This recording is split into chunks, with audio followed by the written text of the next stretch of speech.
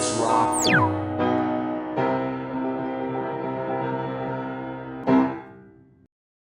Welcome back to Nerd Shit in the Dark, everyone. The shittiest podcast on the internet, and I am your host, Chased. That's not like I said chased. Like I chased the Chad's Screepek away. But yeah, it's Chased the Chad's Screepek. And once again, we got a missing Braden the Brad Neilster. He is still going through his moving debacle, and he's got a whole situation going on with that I will tell my guest host soon about. But joining me tonight on the show is an old friend of the show. He's been on before, and he is, I don't remember if I gave you like a groovy nickname, so I'm going to go with Jake the Dunlap Dunstan. Dunlap, I'm here for it.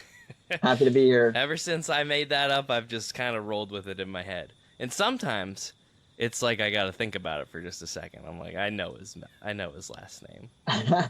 It's like how I learned elbows and shoulders. I just did it.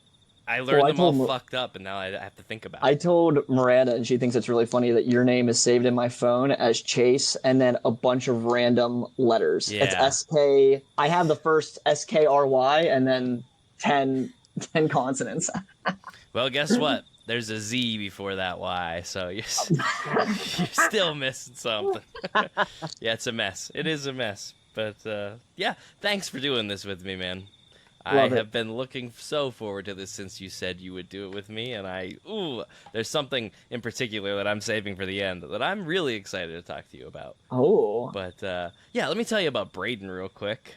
I'm excited to hear about this. He moved into this apartment, and which overall I think is, must be going well. The job's good, life's good, yada, yada, yada.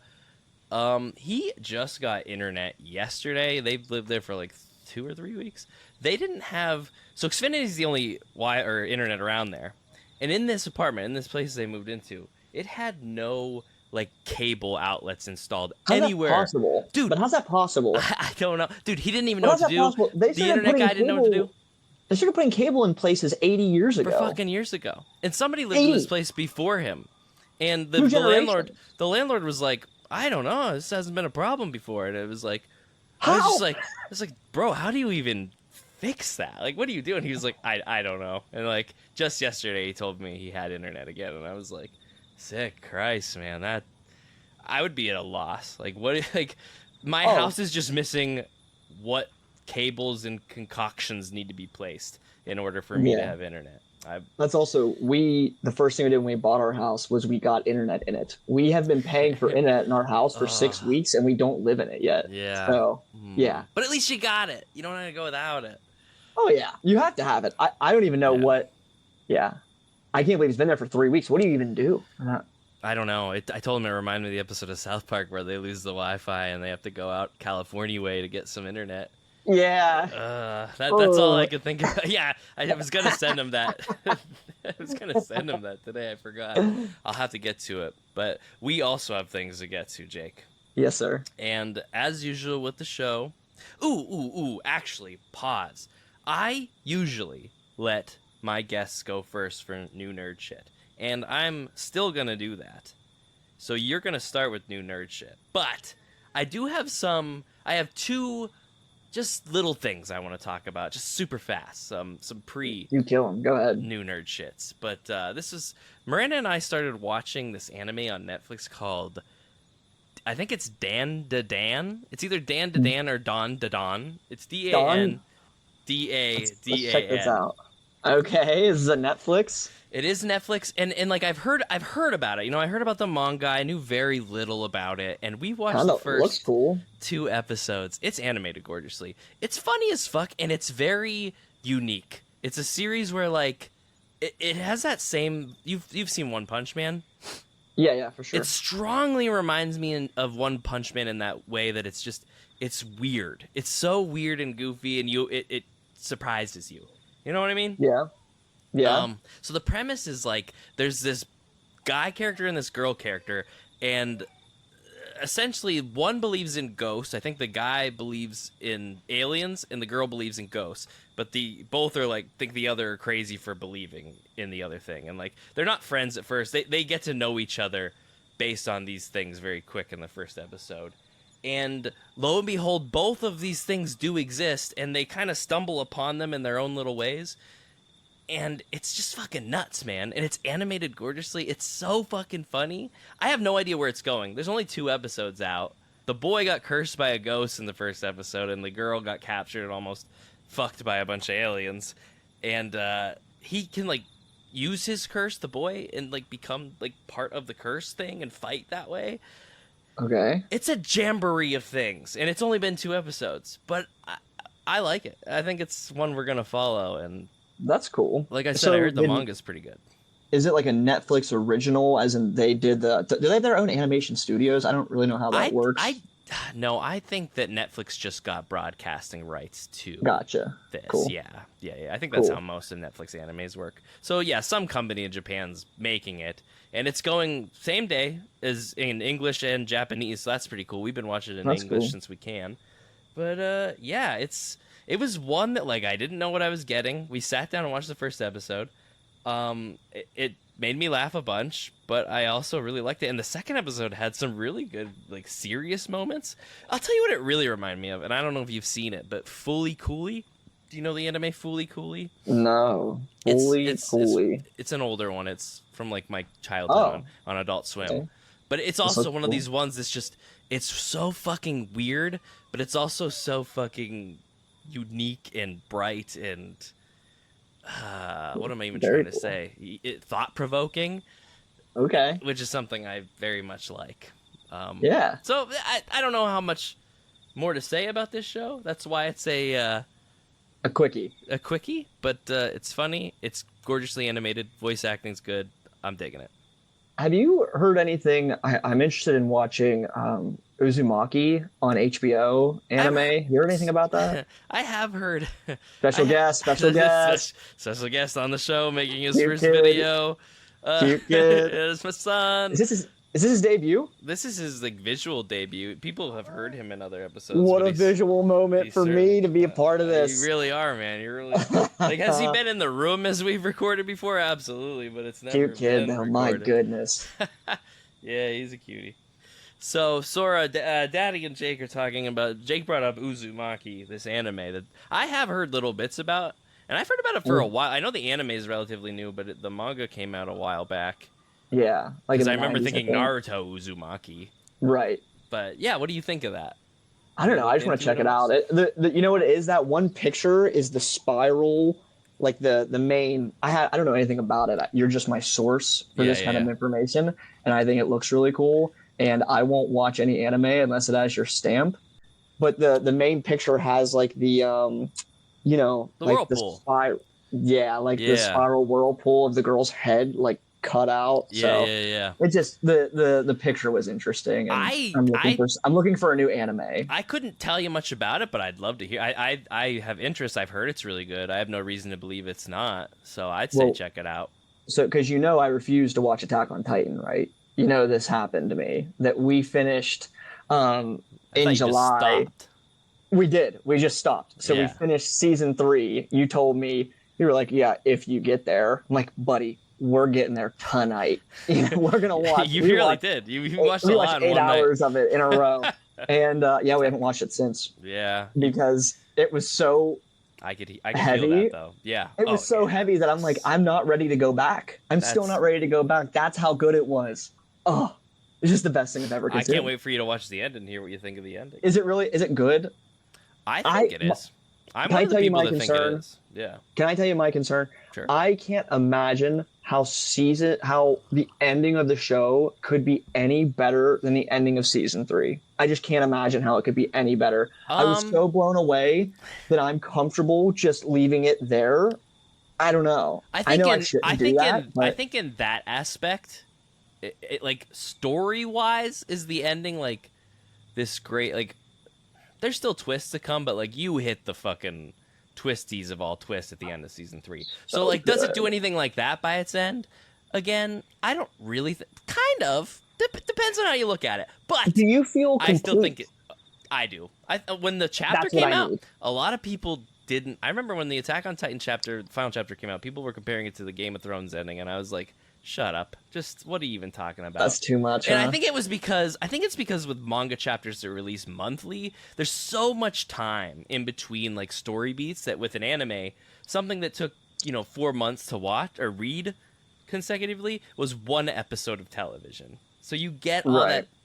I really loved the last episode, and I think the anime nails everything I liked about the last bit of the manga. So to me, it's a winner.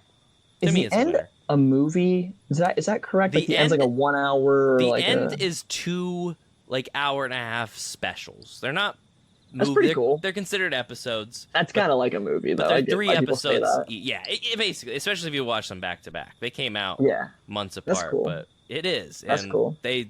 I remember reading the manga, and all I could think was like, there's a chapter that is just so epic, like Battle Titan wise, that for years I was like, I can't wait to see that anime. I can't wait to see. They nailed it for me. They nailed. Did you read all the manga?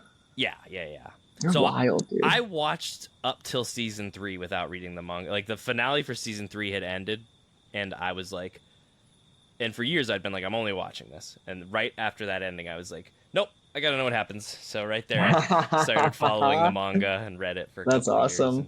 Yeah, and when the ending happened, I liked it, but a lot of people didn't. So, but yeah, since the animes come out, people seem to are more positive about it. Yeah, I've heard it's good, not perfect, but that's fine. Perfect endings are, when people nail endings, they deserve more credit because of how hard it is to do. I think it's perfect in its own way. I really do. I think there was no other way to end Attack on Titan. Like anything else would be asking too much. Now, and I don't want to jump a gun here, but you're reading something right now that has a great ending. You're reading something right now that has the ending I want. It was so good. That I'm looking forward to. I felt so You've inspired me to continue on as heavy as I have by telling me that the ending is so good. Let me tell you something, and I tell Tori this all the time. We're spiraling a little bit. You can cut this if you want. You have gone so quickly through these books. It's very impressive. I owe it to my job. I'm very proud of you. And I owe it to audiobooks that I can play while I drive. And something that I hadn't been utilizing that I just figured out like yesterday that I will start utilizing on those audiobooks is I can speed up the reading at 1.5 the speed. And 1.5 is fast. Wow. But I do like 1.2. I've just been listening to it with no faster speed when I had. And I'll tell you what, man, especially with the Shadow Rising book, because he got rid of margins in that book, there's so much text that you can be listening for like 10 minutes and be like, all right, how many pages did I cover? And it's like a page and a half. Yeah, you're like, fuck. I will say. So I think I'm going to speed that up. If you get to a point, though, where you feel like you're dragging that much, you maybe should take a break. You got to appreciate the journey as much as the destination. When I'm reading it, I don't feel like I'm dragging. It's more like, I just drove. You might have to quit those audiobooks then, man. I just drove for 40 minutes. And I just thought I'd be farther. It's more a me thing. Like I like listening to it. It's just one of those things where like, I'm not a big audiobook guy. Cover? Okay, I do. I have an audiobook series that I will highly recommend to you. Yeah. This can be part of my new nerd shit as well. Yeah. Because I have started listening to it since. Honest to God, take it away. We might as well dive into new nerd shit. Yeah. So one of my, it's called Dungeon Crawler Carl. Okay, and this sounds familiar. I might have talked to you about it before offline. Somebody has, I think.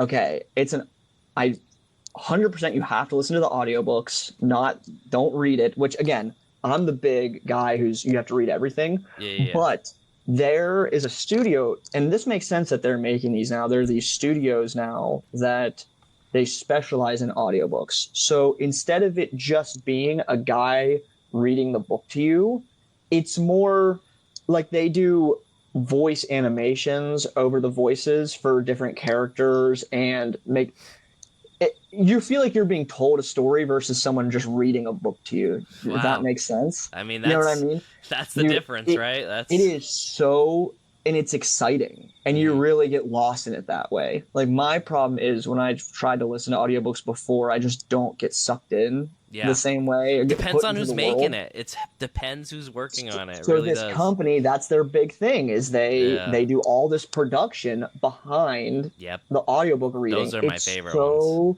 good. And the book is it's considered, they call it lit RPG, so like literature role playing game, which sounds really not cool. It totally does. Nerdy. That's how you know we're nerdy, by the way. But I like it. I like it a lot.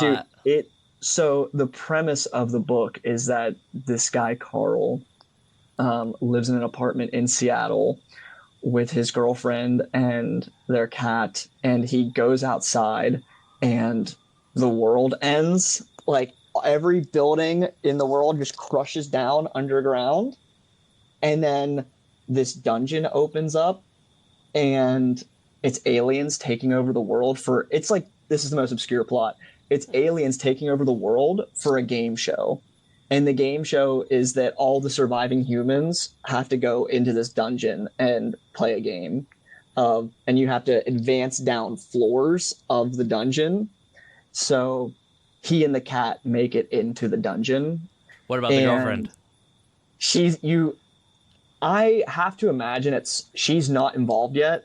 He and the girlfriend are fighting. You don't like her. But you never see her in the books, and I imagine at some point in the future she will show up. Sure. I'm in book 4, and she hasn't yet. But I think she's made up. No, I think it's going to be a big emotional moment because the cat is her cat. But this is as spoilery as I'll go. Sure. But you know pretty quickly. I think it's in the first 100 pages. They get a special reward because there's like loot boxes and there's stats. Like that's what a lit RPG is, right? Like they have stats and they get stats and they get gear, and it works really well in this instance because they're playing a game, right? The game is to keep advancing down the dungeon. And the one of the loot boxes they get is a special cat treat that makes the cat sentient, and it's really good. It's good. It's fun. It's not Wheel of Time, right? Sure. Yeah. But it's fun. It's really fun. Yeah. It sounds like a series. It's like, this is gonna be a weird series, and you're gonna dive into its weirdness. You also genuinely laugh, and they just throw you into it too. It sounds like they're just like, it's good. Yeah. And genuinely laughing. I like that. I like when a book there's makes not me laugh. that immense genuinely laughing. And listen, you're not getting this immense amount of world building, right? Like it's cool though. I like it. I don't know how I'd feel about that genre overall, but in this series, it's really good. It's super fun. It sort of reminds me, have you heard of solo leveling? It's the same idea. That's what a lit RPG is, like solo leveling. Yeah, it's the same idea. It makes me think of that, but a more like less, not made by a Korean, I guess. But so super fun. Each level of the dungeon is a completely different world.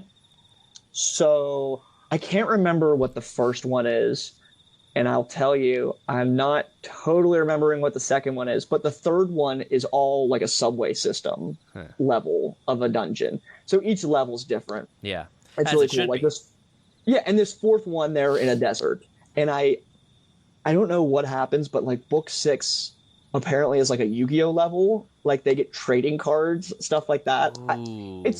It's really fun, man. That's cool. And I think for people that don't read a lot of books or listen to a lot of books, they would love it. Like it's fun, and you get really into it, and you just burn through it very quickly. There's a Yu-Gi-Oh twist. Oh yeah, and like episodes. It's like 6 books. Isn't that the coolest? Some of the coolest little things in the Yu-Gi-Oh show is when they go and play like other games in Yu-Gi-Oh, like instead of the cards, and you're just like, this is a mix-up. Yeah, Dungeon Dice Monsters. Right, sure. Like there's a few. Or remember that one where they also went into an RPG and like did that? Yeah, they went into a computer. Yeah, at the end of season 2. Those are fun episodes, and that's how the whole Yu-Gi-Oh manga is. It's a bunch of games. They don't just play cards. I've heard the Yu-Gi-Oh manga is crazy. It's fucking crazy, at the beginning, that he is the king of games, but the games is any games. Any games, and people get fucking ripped apart. You like Yu-Gi-Oh, the Yu-Gi-Oh we all watched on Kids WB and shit. It's good. It's the anime. It's a great anime, and it inspired so much. It's so vastly different than the manga. Like, yeah, the manga gets there. It's weird. All this crazy shit happens, and then it slowly becomes what turns we've got into to that. watch. But it is not that for a long time. In the manga, Bandit Keith loses a game to Pegasus and shoots himself in the head. Right. Like, dude, one of my earliest memories, I was in 5th grade when I had the Shonen Jump that I got. And I remember reading the Yu-Gi-Oh chapter because I was like, yeah, I already know about Shonen Yu-Gi-Oh. Jump in 5th grade? Mm-hmm. They sold it at Bilo. You were cool as shit. Nobody thought that then. But I bought it. And in the Yu-Gi-Oh chapter, years. It was so different than the Yu-Gi-Oh I had been watching. And I just remember a guy, like, was at a dinner game that was being played, and a fucking giant like dinosaur monster came out and ate his head, and I was like, whoa, this is not the same. That ain't a hologram. So yeah, I dig when things do that. So knowing that this, what's it called again? Craig, the Dungeon Crawler Carl. Yep. I feel like I can dig a series that it's plays around cool, with and they structure. get class systems. It's really neat. I think it's really fun, and he's releasing them at a great clip. Like, you don't have to be worried about waiting forever. He's released 2 in the last. I think he's releasing 1 a year. That's really good speed. That's what I'm impressed with Robert. Yeah, Robert Jordan. Robert Jordan, that he released so many of his monster-sized books like very quickly. And they're monster-sized books. I know. That's why George R. R. Martin can. He had more books done than George R. R. Martin has had in like a couple of years compared to like 20 George years. Martin can suck a fucking cock, because he talks about that. He's like, people don't appreciate that my books are basically 2 books in 1. It's like, motherfucker, Robert Jordan wrote the same size books, and he was putting them out 1 every 18 months. Crazy. Insane. Yeah. Insane. I can't suck that guy's dick enough lately. Oh, I've been doing it long enough for everybody, buddy. I bet. But yeah, it's man, those books are good. I'm really having a good time. But I think I might have to check out this Dungeon Crawler Carl, at least a little. You would love it. Sure you would love it. For sure you would love it. Sounds like I would. That's a high recommendation to you. I know you'd like it. I'm ready for it. I'm all here for it. You want to hear what I've been getting up to? I'm here for it. I'll tell you what, man. This one kind of came as a shock to me. But I knew I wanted to talk about it. Especially we got the spooky season. It's October. So I thought this was a fitting movie. So Miranda and I watched the other night. It's the newest Hellboy movie. Just came out. Okay. Hellboy, The Crooked Man. It went straight to streaming. It had a very low budget. The reviews, dog shit. Bad reviews. Okay. But I had been looking forward to this. Like, I knew it was based on one of the original Hellboy comics, and I knew that it was low budget, but it looked interesting from the trailers. And then live action? It's live action. Okay. And then the reviews came out and they weren't very glowing. So that really disappointed me, but I was like, I'd still like to watch it. Like, I paid to own it so I could watch it, and I was like, hey, if it sucks, I have a shitty movie.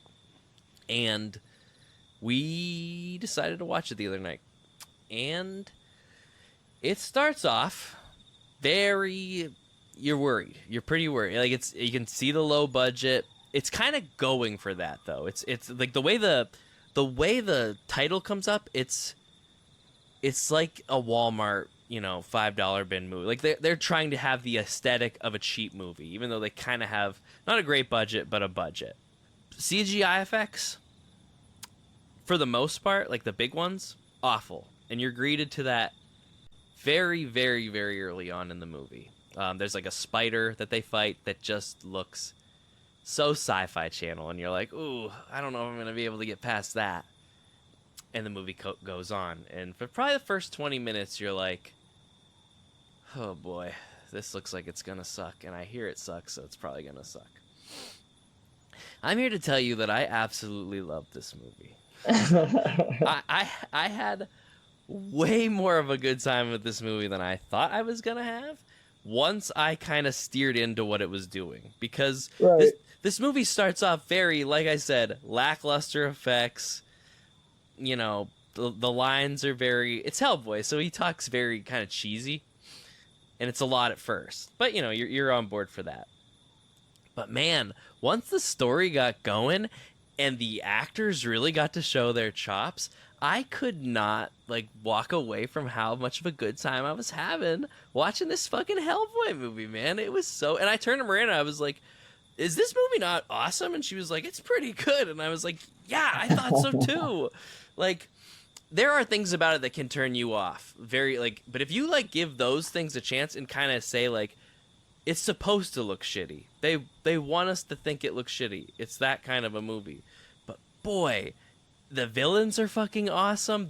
All the acting, every one of these actors give their characters, and it's over the top. It's because the story is like Hellboy and this girl companion are like coming back from a mission, and they end up getting crashed into this random fucking Hills Have Eyes type of town that has like people that study witchcraft in it. St. Mary's, PA. And think a really small St. Mary's, PA. Yeah, they just stumble upon all this crazy shit there and become like part of this town-wide witch hunt situation. And fuck, dude, it was so good. It was so compelling. Oh my god. That's fun. I think with a lot of those movies, like, you have to lean into what they're going for, right? Like, if you try to make it Endgame and it's going to be this high budget thing, of course you're not going to like it. That's not what it is. You have to lean into it, right? Yes, you do. And like, I think the problem with it being Hellboy is like, well, there've already been 3 Hellboy movies that went to theaters. People have an idea of what those movies shouldn't be looking like shitty sci-fi movies. But even if they do, man, was it good. It was so good. That's fun. And it makes for a great Halloween movie. Honestly, I think you and Tori would have a great time watching it because it's kind of scary.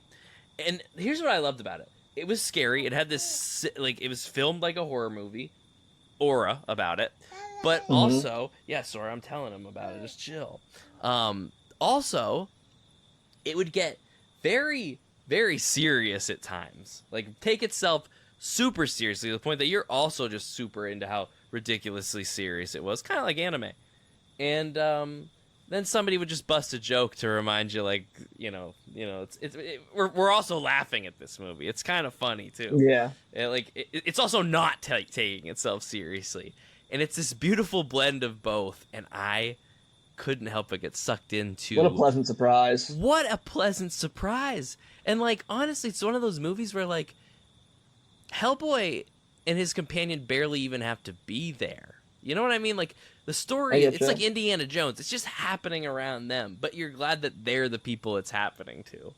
And you get, like, that makes sense. Yeah, and it's based on the comic that it follows very closely, and it's, like, the original Hellboy story. So it was like cool to see brought to life. They take a lot of cinematography type of ways to make scenes look, and you're either in them or you're not. But either way, if you're not like into how a scene's filmed, just wait a minute and it'll go back to you'll get something different. You'll get something different, and you probably will like it. I saw it had a 61 audience score, so I was like, okay, the audience likes it, but not a lot, and the critics were so bad. But I watched this thing, and I'm telling you, man, I really enjoyed it. My number for an audience score is if it's over 40%, I have a chance to like it. I think that's a good way to look at it. Yeah. You have a chance to like it. Yeah. As long as it's over 40%. But below that, I'm probably... You're more optimistic than me, though, so your number might be a little bit lower, but for me, it's like 40%. And sometimes I like things that people do think suck, but like...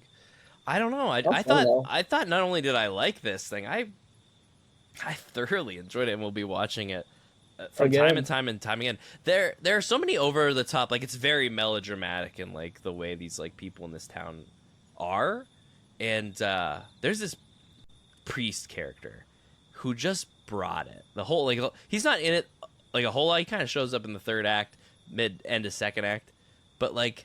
He leaves such a presence, and the actor that plays this priest is Jeffrey from The Fresh Prince of Bel-Air, which I found out after the fact. I was like, that was fucking Jeffrey? Oh my god. That's crazy. It was insane, dude. And like, there might be maybe one weak link in the whole movie, but the rest is like, yeah, this is weird, but I like it a lot. That's cool. Yeah, we got sucked into it, and like I thought we were gonna watch it. Out of well, it yeah, too. dude, and I wanted to talk about some spooky season stuff, and it just came out like Friday, so I don't know. I was like, yeah, take it or leave it. At least I'll try, and if I like it, I like it, and I actually fucking loved it. So that's awesome. Yeah, I love when things like that happen. I've been doing a spooky season rewatch of The Haunting of Hill House. Ooh. And it is just, dude, yeah. I can't rewatch stuff very often. It is just one of the best shows ever. It's so good. Yeah. It's so good. I'm blown away how into it I am. Yeah. After I've already seen it. Now, it's been 6 years, but it's so good. Dude, did that really come out 6 years ago? I know. Old as hell, right? Sure. I know. Older than you want to think it is. What actually hurts isn't saying 6 years ago, saying that I watched this when I was 24. Like, for me, I'm like, shit, that's tough. That hurts. Yeah. Hey, it only hurts more. I'll tell you that. I know. Yeah. I mean, the year I moved in, the year that me and Miranda started dating, and I moved in here, we were watching as Bly Manor was like coming out. Right. So, but I haven't rewatched it since. Oh, Hill House is so good, man. It's so worth like a weekend binge. Yeah, it's not that many episodes. It's 10 episodes, and especially like these rainy days like this where it's just been gloomy. Yeah. It's like the perfect thing to watch. Oh, I'm so into it. Especially this time of year. Yeah. Yeah. Super into it. I don't know, maybe after I get all the stuff You're I gotta busy. do for the podcast. I'm just talking about it. No, You're busy, but I won't be after this Sunday. So like, now Miranda and I can watch like all sorts. She's already been watching. I woke up the other day. It was fucking Saturday morning, and she had the Ring on at like 8 in the morning. Jeez, she's into it, huh? Yeah. So we've been partaking, but I thought I'd try something new. That's awesome. With Hellboy, and yeah. It's great when something surprises you. I don't know if you listened to the last episode of this show, but I talked about the new Transformers movie. I've heard decent things. Yeah. Was it good? We don't have to talk about it, but it was just another one that I was surprised how much I really liked it. Especially for like things that I didn't, just like Hellboy. There were things I didn't like about it, but I was like, this is not ruining how good I think this is, though. Yeah. You're a good fan, though, that you will look past some poor things to enjoy. I try. That's good, though. That's good, though. I can only look past so much. Right. Recently. Can I tell you what I'm so excited for? And this is a me-specific thing. Yeah. So Brandon Sanderson is my favorite author, as so many people, right? That's the guy who finished the Wheel of Time series. Oh, right. Yeah. Him. Right. Wrote the Mistborn books. So his biggest series is called the Stormlight Archive. Okay? Yeah. It is the fucking best. Huh. Okay? Just Chase, it's just the best. Okay? Good enough that each book is well over 1,000 pages, and I'm rereading it right now. Okay? First thing I'm excited for is the final book in the series comes out in December. I've taken off 2 daes of work so that I can read this book. Fucking man. I took off 2 days of work so that I can read this book because I'm so excited. 1,000-page book. I reread it in like 5 days. It was so good. But one of the ways he makes a shit ton of money, and this is genius, is he makes very expensive leather-bound special editions of his books. Suckers like you buy them. And I'm not a sucker, baby. I'm a lover. I'm just kidding. I would buy it too. I don't even know it, and I'm like, I kind of want to buy that already. Dude, look. So this is the first book. It's so big it has to be split into two. Oh my god, it's like Titanic on VHS. Dude. So I have this one. Check these bad boys out. Take those out. Yeah, let me look at those. Check these bad boys out. They're all Shiny gold paint. on the outside. Jesus you got Christ. the two. Oh, Chase. Oh, I love them. Oh, they're so good. And they have Jake, I can't put porn on the internet like this. Oh, dude, they have a bunch of art on the inside from fans. Like he put fan art in them. So cool. Anyway, the second book, it's getting shipped to my house in the next couple of weeks. Wow. This is his biggest series and there's only one book? No, the final book in the series is coming out in December. These editions. Okay. These editions. These take forever to make because he has his own publishing company that does this. Yeah, it looks like he's got some dwarves mining for gold to make the pages out of. He does. But so the second book is getting here soon. And it's like, I'm not even going to read it. I'm just going to look at it and be so happy to just look at it. Yeah. Yeah. But yeah, so I have that coming out. But dude, when that I took off work. I don't take off work ever. I took off work to read. You're gonna get the whole thing done in those 2 days? Yeah. Fuck yeah, I am. What are you talking about? Are you serious?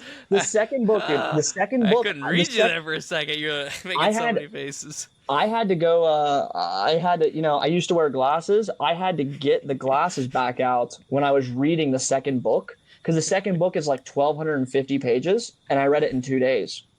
I didn't do anything else. I didn't do anything but read this book for 2 days straight. I thought you were about to tell me I used to wear glasses, and then I read this book, and now I can see. No, I had to start wearing glasses because of the fucking book. I had to start wearing glasses to read it. Oh. Took a part. So that's one in the future you'll be reading when you come to me for book recce's. Okay, it's the best, man. You've already perked my interest with this. Oh, it's the best. It's the best. Perked my it's interest. The best. Peaked it. It's not the same as Wheel of Time, but it's got like different magic. It's good. It's really good.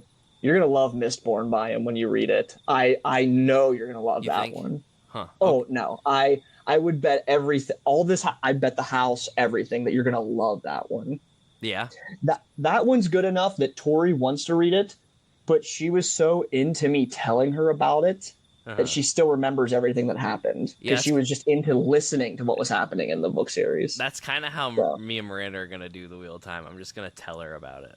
I'm just gonna tell her things about Tori it. won't even listen about it. But I get it. I read them so quickly that it's kind of hard to keep up with. I'm still in a good place where I could easily tell the first 3 and now what I've covered of the 4th books to somebody. So are you in the 4th book right now? Mm-hmm. Cool. Yeah. Cool. Yeah, I'm a little behind on this one. My audiobook. You're not behind. You're reading it for fun. That's true. I feel like I should be farther, but I know. The problem is I am reading it for fun, but man, it makes me want to just keep going. You know what I mean? It's like I know it's a marathon, not a race, but it's so good. I can't help but be like, I got a race, so I want to know what's going to happen. How happy this makes me. I've told people that don't know anything. Like, I go to soccer on Fridays, and I tell them, these guys don't know anything about this shit. And I'm like, listen, this guy I'm friends with, he's reading my favorite book series. I'm so excited. And not just reading them, having a fantastic time. Fantastic time reading. Yeah. And they just bleed into each other so well. So that's what I'm trying to tell you, that it's really hard for me to talk to you about them unless you tell me exactly what's happening, because it is, and I don't know what that is. I'm very happy you said that, because what is that? What is he doing that it just feels like, it doesn't feel like they're separate books. For me, the only book that feels really separate is when Brandon Sanderson starts writing them. Other than that, it just is like a one big bleed, He tells a whole story in each book, and they all have what I would consider endings. Each book, at least that I've read so far, have 100%. Ended, but just they leave a little something. They trail. Just enough. It's the Marvel Universe of book series. Mm-hmm. It just like there's this post-credit scene that you're like, well, I got to get to the next book then, I suppose. And then they pick right up. So it's like... Is that what makes it bleed so well? Because that's a great point you made. That is a great point. That's how I feel, man. I think I told you when I finished the second book that it felt like I had just finished like a prologue, like a big-ass prologue. And now we're getting started. But then the third book ended, and I was like, well, now this seems like the prologue that just ended. Yeah. Interesting. Sure. Yet I've read 2,000 pages of text, perhaps, at this point. And definitely more than 2,000, dude. I will say, this is not a spoiler. Thinking back, the reason that the first Sanderson book feels a little different is because you're like, okay, we got to finish this story. Yeah. Like, that is what he does. Like, when you start it, like, it immediately is like, okay, we're doing shit now, buddy. We're going. We're moving. Fuck, it's so good. You can't put it down, almost. Yeah, I'm gonna reread it probably next summer, I think. Wheel of Time or Mistborn? Oh, Wheel of Time. Mistborn. Okay. I thought you said Sanderson, so I was like, which one's he talking about? Okay. No. Sanderson I'm rereading right now. I'm finishing a book series called The Songs of Chaos. It's fun. It's good. I'm impressed. It's a Dragon Rider fantasy, which I'm a sucker for. Sure. but it's an indie. He's right. either indie published or self-published. I can't remember. But either way, I appreciate that. He's going for his thing. And so I'm in the third book. The fourth book isn't out yet. There's going to be 5. But the first 2 books, you're like, okay, I kind of see that this isn't super high level writer, Yeah. And then the third book, each book has taken a big step. And this third book, he's really, it's just fun. He's taken a big step up in his writing ability, which is cool to be a part of, Watch the evolution, yeah. Yeah.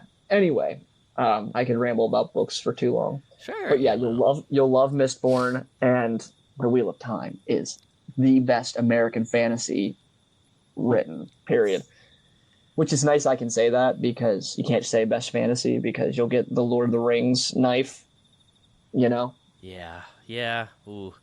Wait, let me finish this series, but I mean, I could talk. I hear you. I could talk the talk. I can see both sides of that fucking debate. I hear you. And honestly, even with what I've just covered and knowing it's just 3 books out of 14, I'm like, it probably is better than Lord of the Rings. No fucking doubt. It's just more different time. It's more of the shit that you already like. Yeah. But I can ramble on about these books all the live Me long too. day, and I got a lot more to say to you about them. But I want to hear it. oh yeah, Another time for sure though. Yeah, for sure. Because if I get going, it'll be just like when we called each other and we'll just sit here and talk about it for an hour. I felt so bad. You were trying to call me for 15 minutes. I was like, well, give me an definitely hour, buddy. was what I expected, and I got way more than I wanted, and I was happy about it because I was like, yeah, I gotta geek out about this, and I'm glad we did. I love it.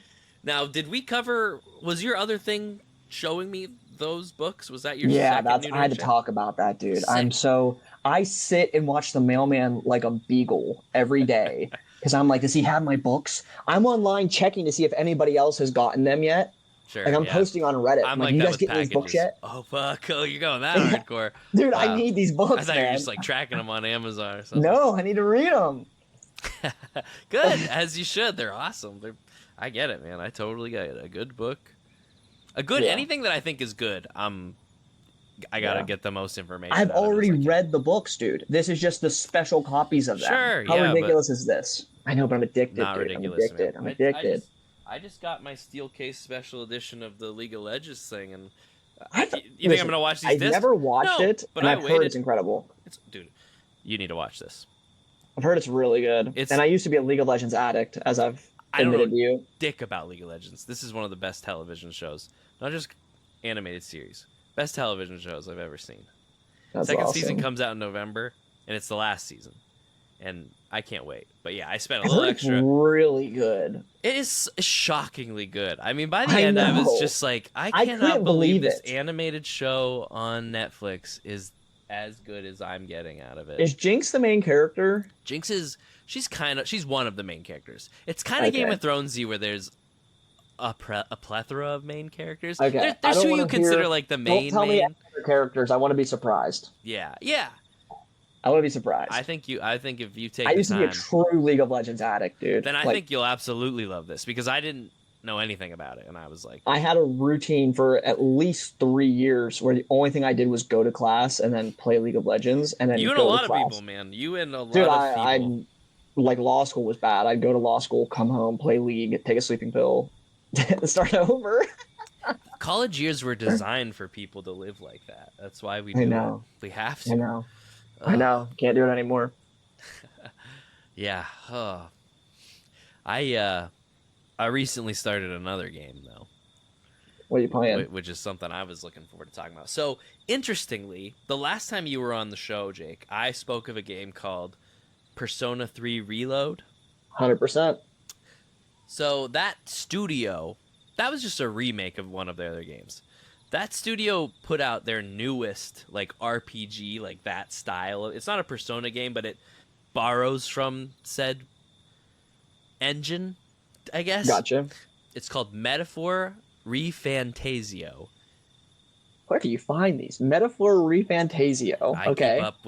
I just keep up with this shit. So they dropped. So a couple months after that last game came out, they were like, "Here's a trailer. This game's coming out in October. Look forward to it." And it just looked rad. It looked so like it's turn-based RPG, but done so fucking well. And so I've been eyeballing it. Fucking cool, dude. This looks so cool. It's so good. And what are you playing this on? Computer, PlayStation? Yeah, I got it from my computer. I think it's on PlayStation and Xbox, but I got it from my computer. This looks fucking cool. It's pretty fucking cool. And yeah, and so like I'd been following it for a while. Reviews came out. They were, 9s, glowing. 8s, 9s, and 10s. Yeah, I see. Great reviews. So I'm like, yep, I'm pulling the trigger. I've been looking forward to this game. I love turn-based RPGs. I love the Persona type of dungeon crawler style. So I'm like, let's fucking go. Let's roll the dice. I'm in. And dude, it's so good that I am like, I was like, have I played this game enough to confidently talk about it? I kind of like thought about that. Like I thought this is the thing I had to switch. I was like, should I talk about this on Sunday? Cause I'll play it a little more. I'm 12 and a half hours into this game and I feel this way. I'm like, I've actually played this game a lot and I still feel like I'm just at the beginning of it. But I feel like it leaves you with so much to say about it. It's great, dude, because the one thing I like differently about this series is it takes place in like a very high fantasy society type of world, whereas the Persona games kind of take place in Japan, modern Japan, and people like go to like other worlds. This is this world that they're in. So I appreciate that.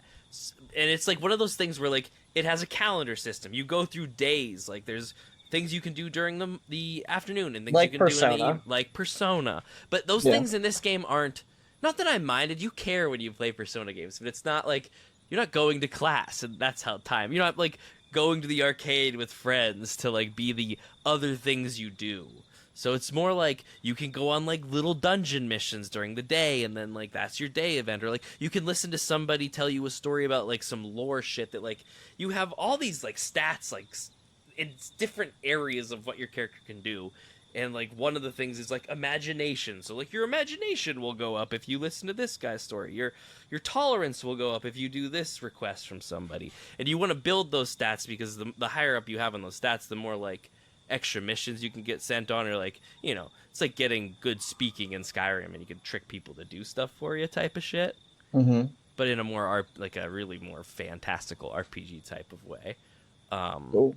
Yeah, and it's pretty dope, and it's got that same, like, you get these things called archetypes, which are pretty much personas, but they're this world's persona, so your character can, like, become one of these archetypes, which is just like JoJo's Bizarre Adventure at all? That's what it looks like. That's exactly what it looks like. I've never watched JoJo's, but I've seen like it's that. Yeah. They have Dude, they become these really little fun. stands, and but it's also like Pokemon because you can teach each character, like, as long as you have the mag MAG points to like buy a certain archetype, any character can have that archetype, and you can borrow attacks. It's so cool. So do you get multiple archetypes? Like, can you? Yes. Throughout the game, your one of your goals is to, and you get archetypes by like making friendships and bonds with like certain individuals, like their personality. Once you become friends with them, it like awakens an archetype within you that's like, oh, here's the fighter archetype because this person's like a fighter. Oh yeah, and I'm, like I said, I'm barely into the game, but I've got a lot of different archetypes already that I've stumbled on. And that's cool. I've only got 3 people in my party so far, but it's fun like switching between their archetypes and like the new archetypes I learn, and like you level up as a character, but also the archetype you have equipped on its own will level up, so separately. So there's a lot going. They get new moves and shit. Yeah, you get new like ways to use your moves. You can do like dual attacks. I haven't even got into like the fighting system, which it's turn based, but it's like if there's 3 people on the field on your team, you get like 3 full types of attacks. And like, so if there's 3 characters, they each get to attack once. But say you hit a critical hit or somebody's weakness, then you only use like half of one of those full things. So you can end up like going maybe 6 or 7 times attacks in a row just by hitting things' weaknesses. Like it kind of like rewards you for learning like things about the enemy that you're fighting, which I really dig. Cool. And that's what Persona does too, but they've implemented it even better in this game. It's their newest game, so they've taken what they've done before and they've definitely built on it, and I'm really happy with it. And I heard it's like an 80 or 90 hour game. So I can understand the ratings are crazy high. The ratings are crazy. Well, it's so similar to me. It's like it's just like how I feel about Wheel of Time, where it's like it's so dense in everything that it's doing, like the world that it's building, the lore that it's throwing at you, that I'm only 12 hours in and I feel like I've gotten a lot. And there's 8. Like I'm 3 books in, but there's 14. It's like it's one of those good feelings to know, like, I wasn't sure if I could talk about this game enough tonight. When really, because I just feel like it sounds really cool. Today I just finished like these games very well. I know I do, and I hope you like them. But like today I finished what I consider to be like the first full entire level. I guess like I beat the first like what I consider a big boss 12 and a half hours in. Wow, you know what I mean? Love and that. It's pretty cool, and you get to use your time. Like it's like we have to beat this guy by June 22nd. It's June 12th, you know, figure out what to do to make yourself good enough to go storm this dungeon. Because like I said, it's cool. The idea is to go to different areas and play out their dungeons. And like, if you run out of mana or something throughout the dungeon, there's like save places in the dungeon where you can leave and go back to bed and like restock your energy. You can go to the shops again. As long as you finish the mission by that due date, you can go back and forth. You're good. Yeah. And I'm sure I'm leaving out a whole lot about. I could probably talk about like the plot of this game. Yeah. It looks really cool. It is really cool, and like the premise is kind of like you're playing as a character who is part of this like separate group of people that have taken in the cursed body of the prince of the land, who like got horribly cursed years and years ago. The rest of the world thinks he's dead when really they're like trying to keep him alive and save him. And at the beginning of the game, the prince's dad is murdered, like the king, by this villain that they outright show you who does it, but he's a part of like this hierarchy government system. But he kills the guy, and that's what starts kind of everything falling into place. Like somebody needs to take the new leadership of this land. The heir is dead to the world, when really our character is like, he's not dead, he's just cursed, he's my best friend, like we're gonna save him, and he has the right to this fucking world. And so you're trying to like kill the guy who put the curse on him, who is like the fucking strongest, baddest guy in the world. Of course. So you got to get to him. But a good story and a good game, huh? Yeah, and like the crazy thing is like you go to kill this guy in the first level, like the first like one of the missions of the game, and it gets all wonky where like the king left his magic in the world, so like the next king wasn't somebody who ruled by like just blood, but like the people had to gain like their trust in them, and the magic in this moon thing, like this big king magic ball, can tell what person has most of the people's trust in them. So whoever wins this like competition for the people will become the next king. And this evil guy's face is already like, because he does have a following. Like to the world, he's like a really nice guy, but the people who know he's an asshole know he's an asshole. This sounds very cool. It is super cool. You sell me on and I'm these not games. even that far. It's sell me on these games. It is a time sink, though. It is a time sink. But maybe next month. Yeah, that sounds cool. Once you got the house and you're situated, I'll have a lot more to say about it by then. I'll even have internet too at my house. You will, yeah. So you can get it, yeah. we can talk about it some more. I had been working on something else, so I didn't get a chance to put a lot of time into it. But the time that I have, man, it's been that sounds good. Man. Another win for this company and their just masterclass of like turn-based RPGs. I kind of fell out of turn-based RPGs for a little time there in my 20s, but recently I've been just brought back, and what a time to be brought back into them, because there are so many bangers that are just so unique in the way that you play them.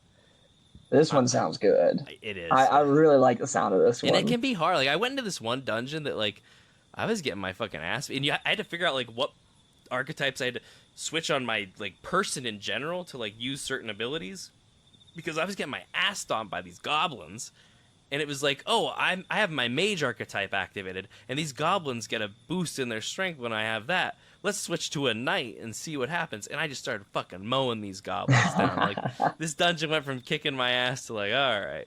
You're kicking its ass. I'll tell you what, dude. I was playing the boss today, who I consider to be the first big boss of the game. And let me tell you, it was one of those fights that got old Chase. Old angry Chase. Old like, like brought the rage out. You were pissed. But that's a good thing. I games that make me mad are my favorite kind. So like, yeah, it means you're struggling. Right? I was struggling. I was into it, and it was intense. And that's what I need. Yeah. So, sometimes I will say, and it's my gripe with a lot of these JRPGs, though. It's like I beat that fucking last boss, and I was rewarded with way too many cutscenes before I could save. Like I just wanted to save my game and get the fuck off because I had something else I wanted to do. And be done. Yeah, you're like, I just spent 12. Yeah, I spent 2 hours beating this guy. Yeah, can I please save and turn this off for a little bit? I'll come back. Meanwhile, it's filling my head with all the fucking anime bullshit and lore and all, where the next arc's going. And I'm just like, I'll get there. That's fun though. It is very cool. I'm really looking forward to Friday, because I probably won't get to play it too much tomorrow, but I can't wait to sit back down and play it. Cool, man. Yeah. Very cool. Yeah, thought I'd just rip about that for a minute. Where are we at? Oh wow, we're like a Robert Jordan book, dude. We are packing a lot, and sorry, we're just great friends. We're just 56 minutes. I'm surprised that's how much we've covered. Did you have any more new nerd shit? No, that's it for me, man. I've been busy. Yeah, I know. I know. Well, I have 16 other book series I could talk about, but no. Well, maybe just one. That's all I got. Just one. I have one more thing. You go for one more thing. I have one more big thing. This is actually the thing that I told you was my little present for you for coming on. And doing now the we're episode talking. for me. I was like, dude, this is my treat. I love Jake this. said yes. Jake said he's gonna do the show. I want to talk about something he likes. So I took some time off of the wheel time, and Jake, I'm here to tell you that as of 2 minutes before we started recording here tonight, I had finished and read through Mistborn, the first Mistborn book. I had ripped through this book. Dude. You loved it. I ripped through it. I loved it. Loved it. I will say this. I ripped through it more, though, because I knew I wanted to get it done to talk about. Like, I really was like, I gotta get this done. It. I will say I was pretty grateful that it was so easy to rip through. His thing. So Sanderson's number one skill is his books are the most digestible prose of any writer I've ever read. Mm-hmm. Period. He is easy to read. And that's not. He is very easy to read. He was almost at first a little. After reading 3 Robert Jordan books, I was like, this is almost too easy to read. It's different, man. Can I take this seriously enough? I thought at first. But it really is a very impressive skill, right? Because it gives the largest audience for you as a writer, right? That anybody can pick up his books and read it. And I believe that book series has the best magic system that I've ever read. Oh, wow. I believe so. I think Allomancy is the best magic system. I am very interested. It is very well thought out for only what I'm guessing, since it's just the first book. We've only just kind of started to begin to scratch the surface. Yeah, you just learn new cool things they can do. That's really what it is. Cool. That book has the most twists and turns of any series I've ever read. The first one? No, the series. Just in general, yeah. Like I said, I've only covered the first one, but you only need to read the first 3 books. Mm-hmm. Okay, because it goes, the first 3 books is a period of time and a certain set of characters, and then it does a time jump to another set of characters in a different arc. It's not very good. Oh, that's too bad. But check me out. So the plan with Mistborn. Let me tell you about Mistborn. Yeah, tell everybody about Mistborn. Well, let me tell you this part first, and then I'll really tell you about it. The plan with Mistborn has always been that he is writing these 3 books, this core with Vin, okay, as the main character, and then he's going to do another trilogy in the computer age when computers first get started, okay? So, like, we're talking the 80s, okay? Based around Allomancy. I don't know how he's going to do it. It's going to be amazing, though. He hasn't written that yet. And then there's going to be a 3rd arc, another trilogy of future sci-fi Allomancy. And I'm very excited. And he is soon going to be starting writing the 2nd arc in the 80s. And so what he does, because these books have twists and turns, he wrote Mistborn. He wrote all 3 books before he ever released one, because that's how tied in together Like you'll see in the third book how tied in it is to the first book. So with these other ones that he released, they're just like a hobby he did for fun. Yeah. They weren't like planned out in the same way, so they're just not as good, you know? Yeah. They're fun, I guess. But the first 3 books are just like, God, they're so fucking good, Chase. They're so good. Yeah. I'm really disappointed that it doesn't seem like the first book is so good, man. It's so good. Yeah. I love it. I love Kelsier. I love Kelsier so much. Kelsier's a great character. I will say this right now. Jake and I will be spoiling this series on that. Oh, hard. That's because the first book. Yeah, just the first book, just because that's all I've covered. But I'm not holding some of the other things we talk about here is spoiler free. But when there's something both of us have seen, or watched, or read, we're gonna talk about shit. Yeah, Kelsier. The first book. Cool fucking character, man. The first book of this series is the ultimate. You finished the book, and now you can start the story. Sure. Because the first book is a heist book. Dude, I didn't expect it to just wrap everything up in this. Like, I knew it was a trilogy. I thought the whole series was just like fighting the Lord Ruler. Right. Like, I was like, no. Right? Like, the way when Kelsier died, I was like, okay, this is around where we'll probably wrap this book up and, like, build into this story. And then it just went into fucking high gear for the last 4 chapters, and I was like, or not at all. Holy fuck. And talk about twists and turns. Some twists and turns you can see coming, but some twists and turns you were just like, how incredible is this writer that you think? So you're reading the first book is a heist book. That's what it is, right? There's on like a nice high level, like a heist book to the coolest rebellious way. Yes, and like it just so you just assume like anything. You're reading a book.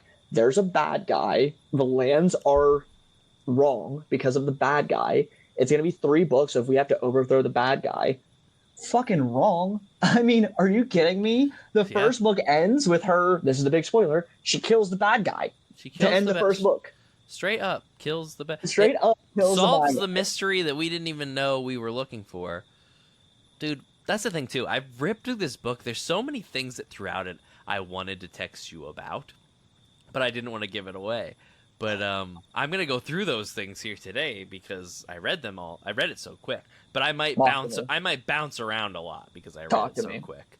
Let's start with, you know what though? Before I start talking to you, could you give a brief synopsis to the shitters who may not know the series, just the premise of Mistborn? Brief synopsis. Land.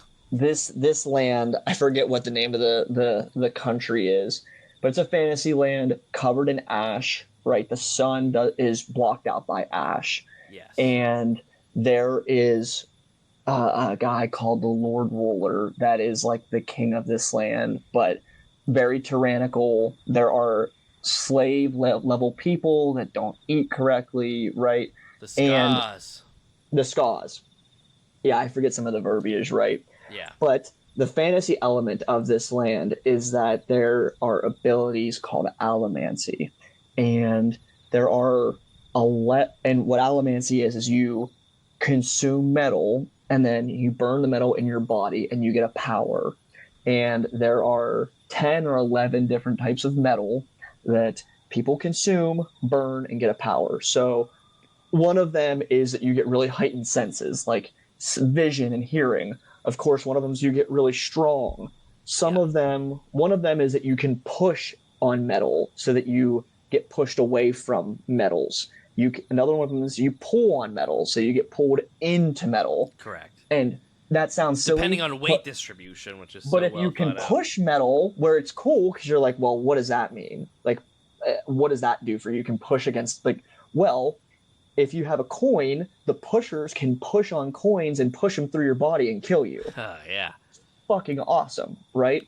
So the deal is everybody can burn 1 metal, right? So it kind of balances, not everybody, but people that have the power. Right.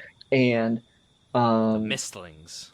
But then there are people that are considered Mistborns, right? And they are called Mistborns, right, in the book? Yeah. But Mistborns can burn They're like the all of the metals. They are the avatars. They can burn all the metals and they get all the powers. Yeah. And it is the fucking best, dude. It's pretty sick. I think I think it's the coolest magic system in any book series. It's such an interesting fighting system that while you're reading it, it's like you really like. It's because the whole book, you don't really have to super pay attention to what you can skim this a little at times, but when it gets to the fights, you're like, no, I gotta really follow. He's the best fight scene writer in fiction, 100%, not even close. That's a known. I think people agree on that pretty unanimously that he is the best fight scene writer. It's why his books are going to make mixed good with movies. his own magic system that he understands and follows very well. So the main character in this book is a Ska who gets recruited into this plot to overthrow this Lord Ruler because this final empire, this whole 1,000-year government system is their goal to like take this down. Yeah, I'm not putting enough weight behind it because that's only the first book. Right. I mean, that's the thing. Like, I did not think they were going to do it all in one book. Yeah. And so she is recruited because they find out she might have a couple powers. And Kelsier trains Vin and to be a Mistborn to overthrow this final empire. And that is the plot of the first book. And it is just the making of this rebellion. Read. I think, and what I see a lot of people, again, I watch YouTube videos about books. I'm all about books. Is I'd say like 75% of people that read fantasy, like adult fantasy, this Mistborn is where they start because it's such an easy read. I'd say it's a really good starting one. Yeah, it's a fun read. That's what's so crazy to me that you're reading Wheel of Time as like. Oh yeah. Like that was your, because when you started doing it, I was like, man, that's not what I would have recommended Mistborn. Yeah, but I've read other fantasy, but this wasn't my first trip into the... I know, but it's just that's to get you sucked in. I would have recommended Mistborn. Now that I know Mistborn, I'm like, that's what made it so easy to be one that I was like, I'm gonna take a 5-day break on Wheel of Time and read through this book. I love Mistborn. I think it's so good, and I was glad it was as easy to read as it was. It's so easy, and it's like that the whole way through. And the plot, that third book is fucking awesome, dude. I had like Tori and I had to have a fight when I read the third book because I did not pay attention to her because I was like, this is so fucking good. Would you please shut up, Tori? I'm trying to read. Chase. It's so good. Wow. I can't even talk about it because you are now getting into what the story is really about, you know? Because what's the last thing the Lord Ruler says? Do you remember? Something along the lines of like, basically, like, it's because of me that I was able to hold whatever else back, essentially. I'm the reason you guys were all okay, motherfuckers. Right, I was holding this shit together. I might have not been great, but like I was stopping a lot of bad shit. Well, that whole twist at the end, not to spoil the end right off the bat, but like, dude, when she like... That's my fault. I'm jumping around. When she solved who he was by the end, I was like, holy fuck, I did not see that. Because the whole book, so it kind of plays on your emotions. In the book, before every chapter, there's just this random dialogue going on that you're like, oh, somebody's telling a story. And slowly as you're reading more in the book, you're like, somebody's telling a story of the past. And then middle of the book, they start to tell you, oh my god, this is the Lord Ruler's logbook. And they're reading things about his history. So while the book's going on and you're hearing things going on now, you're getting this random backstory of this, who we believe to be is the Lord Ruler. And this guy that hates him, Rahesh or Ra something. Rahesh or something. Something like that. Something like that. And you're not really thinking much about that. Like, you're trying to learn from it, but you're not looking in the right places. It's background. It's such background, but I liked it. I liked seeing it there. Once I found out who those were, it's so awesome once you realize I paid attention more. But then, at the end of the book, they, like, the last, 15 pages is just like, you're not the guy who wrote the logbook. You're the guy who killed the guy that wrote the logbook. And I was like, oh my god. And when she solved that he was a, what is it, a fur alchemist or a fur alchemist? Fur alchemist. Fur alchemist? Mm-hmm. Fucking so cool. Such a great... He planted so many seeds throughout that you didn't think much of at the time that just, made it so easy for that story to be like, wow, there's 4 chapters left. Kelsier's dead, and she's the payoff's captured. Incredible. is it gonna wrap itself up? And it really did perfectly. So again, this is the book that got Brandon Sanderson the Wheel of Time. Yeah. Remember that. This is the book that got him Wheel of Time. That's one of the other reasons I wanted to read him, because I was like, you know what? I hear these last couple books are good. I'm not anywhere near them right now, but I want to know what this writer's about. He's the best, man. And that's my plan. My plan now. I read this. I'm going to finish Wheel of Time, and when I'm done with that, I will come back and finish Mistborn. Yeah, he's the best. He's the best writer going right now, and he writes at a tremendous pace as well. He actually writes too many books. I think it hurts his work, but you can burn yourself out. But I'm glad I'm reading the ones that like you told me about these ones a couple months back. Yeah, so I was like, I'm gonna check this out. They're the best. They're a lot of likable characters, a lot of likable themes. You think you know where certain things are going when really they're not going that way at all. For instance, the whole psychological warfare that's going on in Vin's mind throughout the whole book, the payoffs that you get for that are so cathartic by the end. Like you expect things to go a certain way. Like the whole book, I'm expecting who's going to be the person that betrays her in this book that like confirms her suspicions. It's going to be a whole thing that we have to kind of do, and that doesn't really happen because you start to learn more. This isn't a story about somebody who's struggling to learn to trust. You're just watching somebody learn to trust people and what their head's going through. And then she finds out that her brother, who we think is just awful the whole first book, actually died to save her life. You're just like, fuck, way to make a guy like get the Snape effect in one book. Right. And in kind of an offhand comment, there's a lot of like very offhand things that are very big. Like you could almost miss like, wait, what did they say that? Yeah, they said that. Okay. Huh. Her brother's cool. I feel like we should linger on that a little longer, but I guess we don't need to. Until later when she thought about it in the epilogue. She was just like, how about that? My brother was awesome. Her dad just gets fucking mutilated by... The aesthetics at certain... The book takes you places. Like, you get the vibe of very certain types of society atmospheres, what the aesthetic of the world should be like, and then it throws like these weird things like the mist wraiths, like that whole thing, or like the Inquisitors and their whole look. And Inquisitors are fucking cool.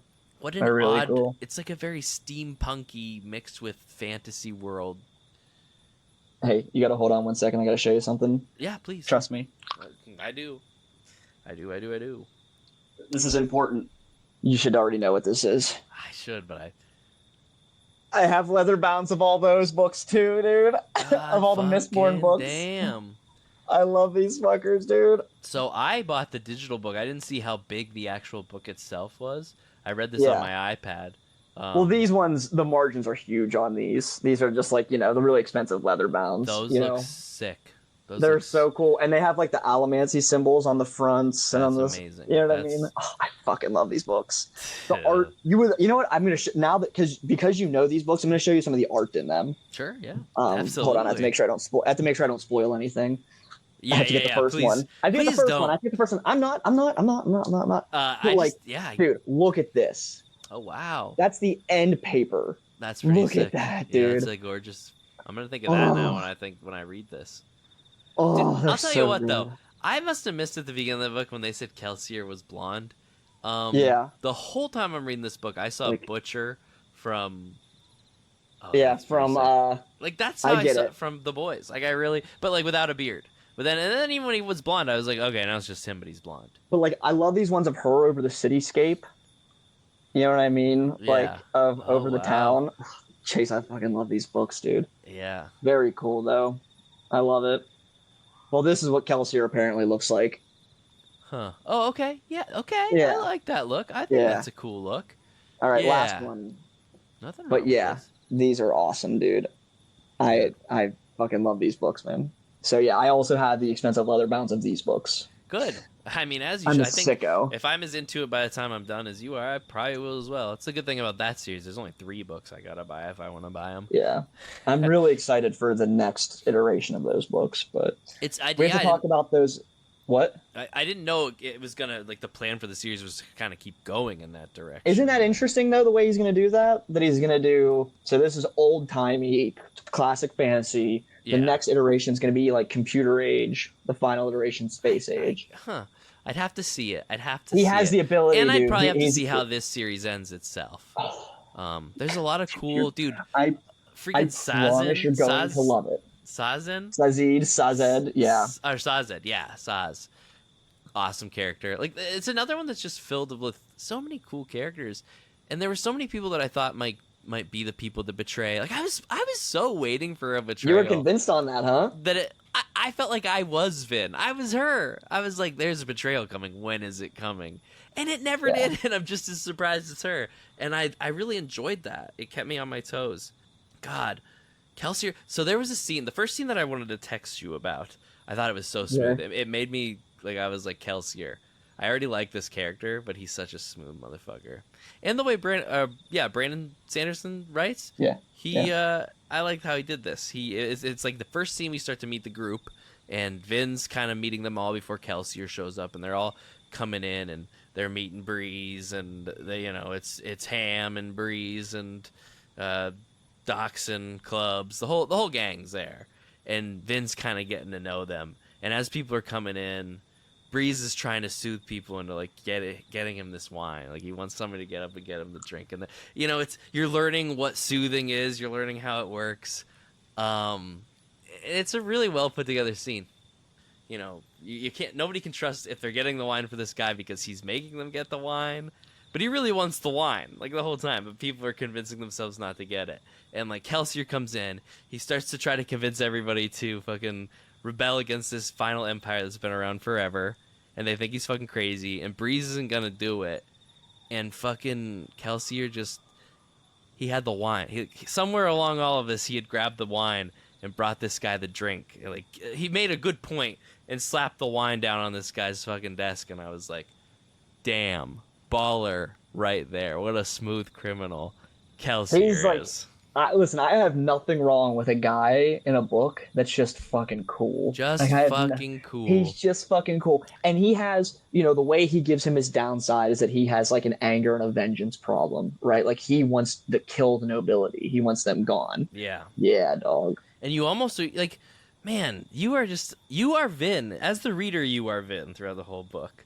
Because you're getting to know that there are good nobility people, but you're also like, maybe they do also, like, maybe I should agree with Kelsier because he's so charming, but, like, I also like Elend, who, seems like a pretty cool dude as well. How incredible, though, that in one book to make me care so much when Kelsier died. I was so sad to see him go, man. I was so sad. And also, he knew he was going to die. Like, he knew he wasn't going to beat him, Yeah. Or that, like, he's but when you're reading that scene, medal, you're not even sure what's happening. I forget what the last medal is called. I don't think they ever named it in this first book. It gets a name. And he burns it, and he's ready for that thing to happen, and you're like, oh shit, here he goes. Dead. Nothing fucking happens. Unfucking believable. The guy, oh my god, yeah, the Lord Ruler just shows, and it's after such an epic scene. He kills an Inquisitor, something that's never really been done. He fucking goes, bam, craft, most anime battle shit crazy I've ever seen. And then the Lord Ruler just steps up, takes a couple spears, doesn't die, walks up to Kelsier, bitch slaps him, kills him, leaves. But our girl Vin gets him, dude. Gets him so good. Yeah.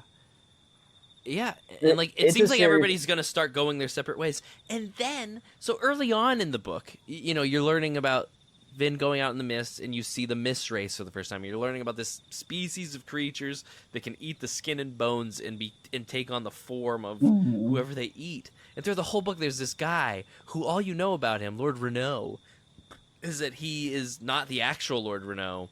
He's a disguise. Yeah. And you're like, who is this guy the whole time? Yeah. The whole I fucking forgot book. about this. And then out of nowhere, you actually find out that this guy is one of these fucking creatures that you heard about earlier on in the book. Like, so, like, there were so many times where I was like, bravo, what a cool little bring back. What a simple yet elegant. There's one specific little twist in the third book that is my favorite. It's a little thing like that, just a little thing. Yeah. That I'm like, this is the best thing that's ever been done in a book for me. Like, that's my favorite little twist ever. It's cool when the little ones can leave such a lasting impression. So I told you I got my college roommate to start reading. I started with this series for him, and it's his second favorite now. Like, he tells me with every book series he starts, he's chasing this high of this series. So that's good to know, because like I said, I had the because like this is an A+ book. I really enjoyed this book. It's different, man. It's different. But after reading 3 A++ books, it was very different. You're reading a different style of thing, right? Wheel of Time is all about investment, right? It's slow burn. Yes. It's payoff. Mistborn is fast-paced. Yes. It's fucking action, and it's twists and turns, and yes, it is like, it's just different.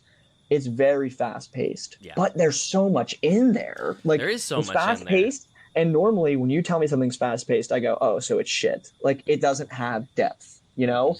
But, buddy, it has the depth. It definitely has the depth where it puts the depth in right where it needs to be. It spins past stuff that needs to be fast, and then like the fact that the final battle with Vin and the Lord Ruler is maybe 14 pages, maybe. They get a lot done in that 14 pages. You know what I mean? He's the best action scene writer I've ever read, and I read a lot of books. Yeah, I would say that would be the time when I was reading it where I was like really, really like giving it my full attention whenever action like really started to pick up. Because sometimes, you know, we'd just be at the balls, we'd just be like getting information. Different. I'm looking for Ellen, she's looking for Ellen, I'm waiting to see that. But like, then all of a sudden, whenever like, okay, so when she's at like the final ball, and shit starts going down there, to the point where she learns that the one girl was actually a paid bitch to like spread gossip, and finds out about Ellen being assassinated, and she just goes full rage mode out to find who's gonna try to kill him. It's all one chapter, and she finds out the killer is that Shan bitch that you've hated the whole book, and she's also a Mistborn, and there's just this fucking epic battle outside of this whole thing that you're like, oh man, shit is going. When shit starts to go down, it really starts to go down. And there are a lot of things that they kind of make go down kind of off screen, or like you could maybe want a little meat on those bones, but you're like, whatever, we gotta get to keeps that pacing up, right? After reading Wheel of Time, I'm like, you can take some meat off. I think it's fun that you're reading something fast paced in the middle of Wheel of Time, because it is fast paced. It was fun to just do real quick, and now tomorrow, dude, they're so good. I'll get back to Wheel of Time. I don't play a lot of video games. I don't watch a lot of movies. This is it for me, are these fucking books. And this is one of those series for me, man. This is, as you can see, these are very fucking expensive, and I'm putting them in our living room of our new house. I'm very fucking excited about it. I am pretty excited to read the next book, just because the whole book, you're kind of hearing about this Well of Ascension, you're kind of hearing about this Hero of Ages, and you think this all has happened, but really it got and you know what the next books are called, right? Yes, I know it's called the Well of Ascension, and I'm just like, well, fuck. And the last book is called the Hero of Ages. So it's like, wow, let's go, and like we're rebuilding this entire system. I fucking hate being that guy. I hate being the guy that tells you that like now you're getting into the big meat of the story. You know, right? When that's fine, and I will. The thing is, I read this so fast that I do. Yeah. I think it was good to do it this way: read through Wheel of Time, and then kind of like skim the first one again, just to reread some things that I feel like. Like today, I read a lot. I knew I had to get it done, so I read. You didn't have to do that, man. I had to. Cool, I had to. So I spent the whole day reading and listening to the audiobook of this book, and thank God it's as good as it is that I was because like where I started today to where things got to, it was just like, wow, a lot happened today. Holy fuck. Yeah. You need to give the second and third one time when you read them. And I will. Yeah. Now I know. That third one. Oh. God. Oh. And that's the thing. It's one of these books where like the way the story in the first one ended, I'm just like, I have no clue where the story is going. Like that, it leaves you with like wanting more, but it doesn't leave you with any knowing what you're looking for. You're just like, I want to know what the fuck's going on still. Yeah. Yeah. I love it, man. You're into my shit now. This is awesome. I am into your shit now. I am into some of your favorite shit now. I'm really, really, really, really fucking into Wheel of Time, but I thoroughly enjoyed and had a Wheel good of Time is my favorite thing of all time. Yeah. I mean, it's currently half of my wall over here are those books. So with 1,600 page books, yeah, it would kind of have to be. It would kind of have to be. This series is great, though, man. I'm really excited for the second iteration of them, and I'm excited to talk more about them with you. Yeah, now that I'm into them, and once my schedule... The cool thing is, once I know that I'll be able to get through Mistborn rather quickly once I'm done with Wheel of Time. You know what I mean? They're fun. Yeah. There's a different style, and I think that's cool. Yeah. It's interesting. It's got, like, high-stakes fantasy violence, you know, and... what did we say? Because the book itself is a heist, but also on the side, there's like some YA shit kind of on the side for you. The first one is far more YA than the next two. Okay, in my opinion. They got the relationship thing out of the way. That was another cool thing to see Kelsier kind of like accept Ellen, even though he doesn't really even know it all. He like sacrifices himself. Ellen's great. Ellen's pretty cool. He was cool when I met him. He seems like the stoner dude that's just cool. Yeah, he's like, I'm not into this shit. You're just happy. Ellen's great. Yeah. I really like Ellen.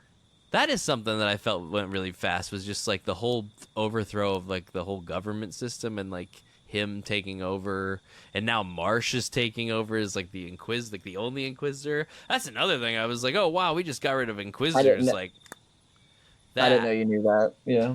Yeah, the twist with him, like, you thought that he died, and when you thought he died, I was just like, oh man, they just when they kill people, they just kill them and we move on.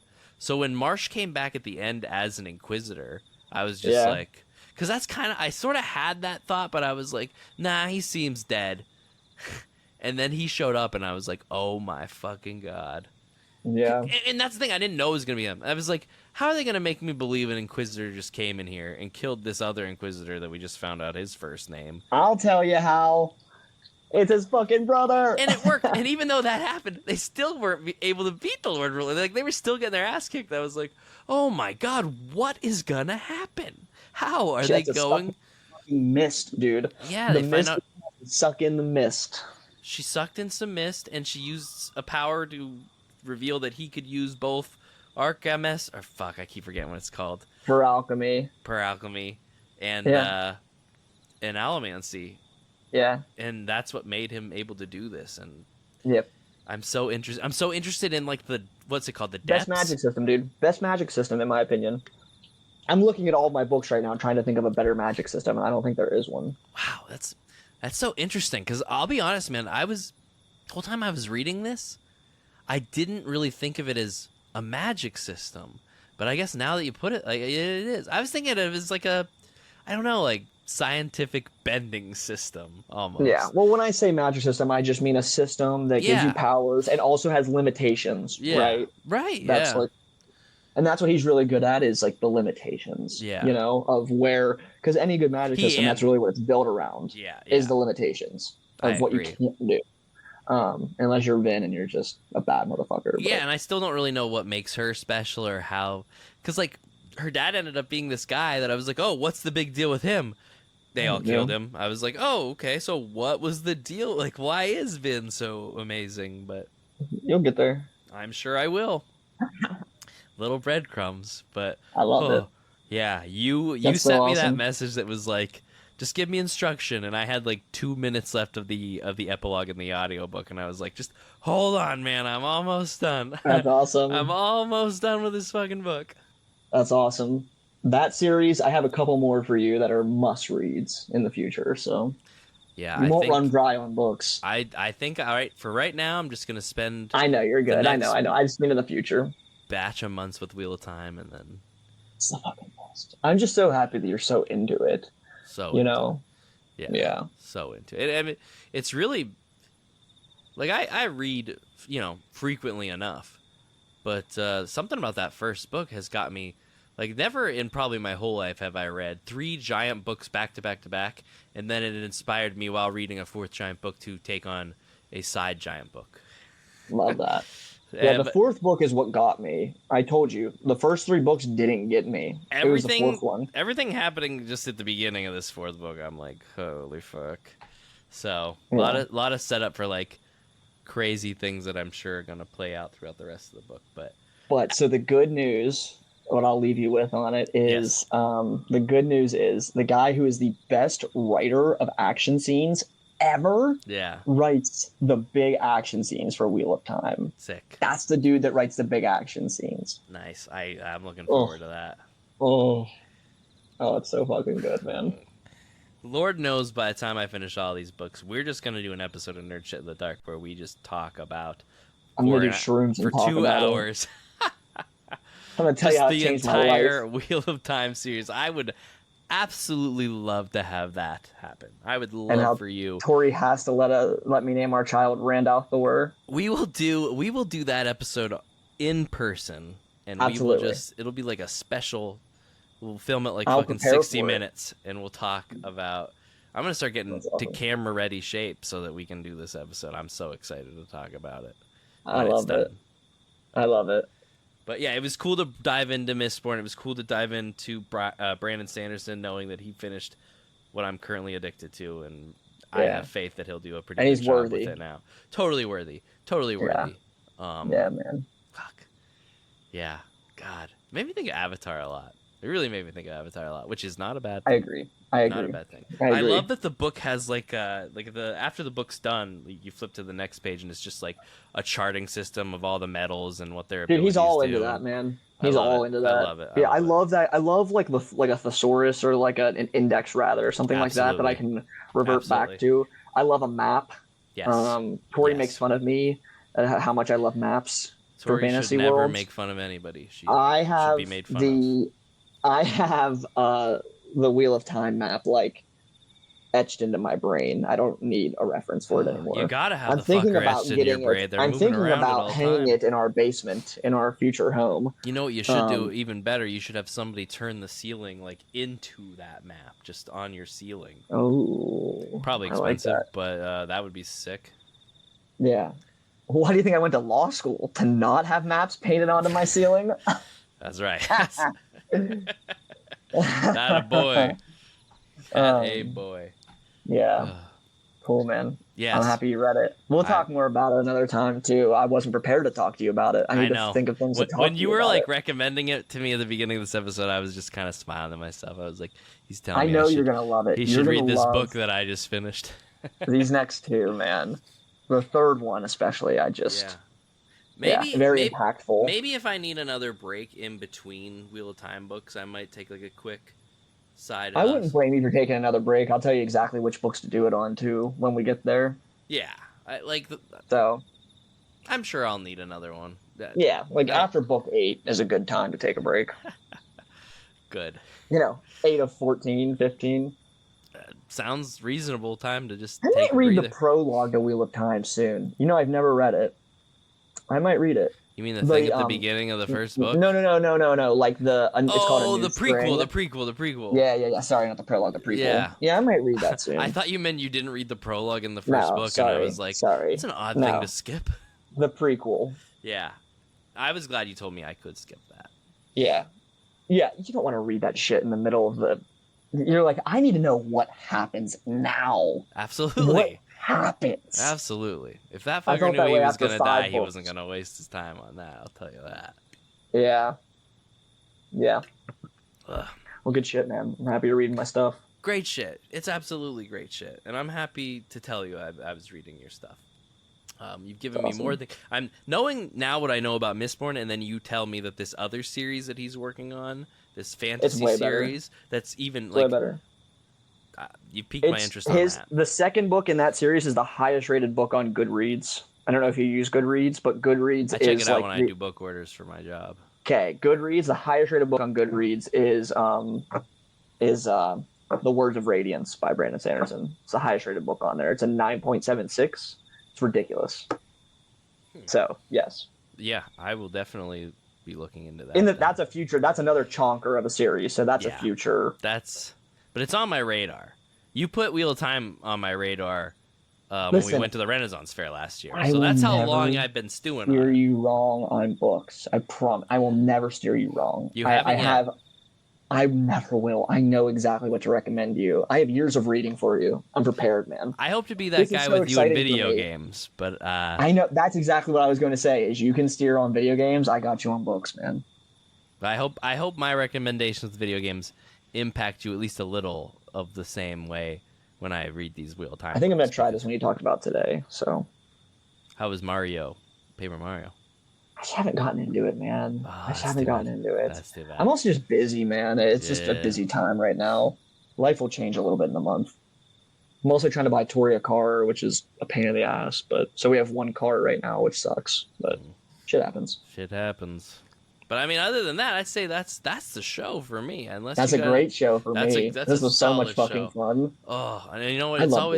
It's good to. I love when I see that our runtime is like not super long, but I feel like we talked about a lot of shit. So we talked about so much stuff. The pacing in this episode was fantastic. That's two excited nerds ready to talk, dude. I've been since you said you were ready to talk. Like you said you would be down to do this. I'm always down. I don't know how else to tell you that all I'm ever doing is waiting for the call.